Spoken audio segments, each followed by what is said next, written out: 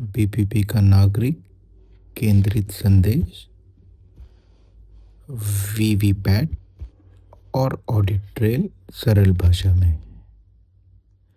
लोकतंत्र में भरोसा तभी बनता है जब नागरिक को यह साफ दिखे कि उसका वोट जैसे डाला गया वैसे ही गिना गया।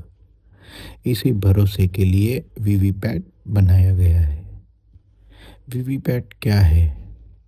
वीवीपैट एक छोटी सी पर्ची होती है जो वोट डालते समय कुछ सेकंड के लिए दिखती है। आपने किसी चिन्ह के सामने वोट डाला। यह पर्ची मशीन के अंदर सुरक्षित रहती है, नागरिक को तुरंत विजुअल कंफर्मेशन देती है, ज़रूरत पड़ने पर ऑडिट में काम आती है। ऑडिट ट्रेल का मतलब क्या है? ऑडिट ट्रेल का मतलब है जांच का रास्ता खुला होना। जब मशीन का रिकॉर्ड और वीवीपैट की पर्ची मिलाकर जांची जाती है तो भरोसा और मजबूत होता है।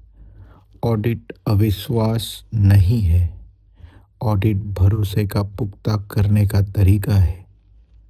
बीपीपी क्या कहता है? बीपीपी यह नहीं कहता कि सिस्टम गलत है। बीपीपी यह कहता है कि जहां तकनीक हो वहां जांच भी मजबूत हो, जहां सवाल हो वहां प्रक्रिया स्पष्ट हो।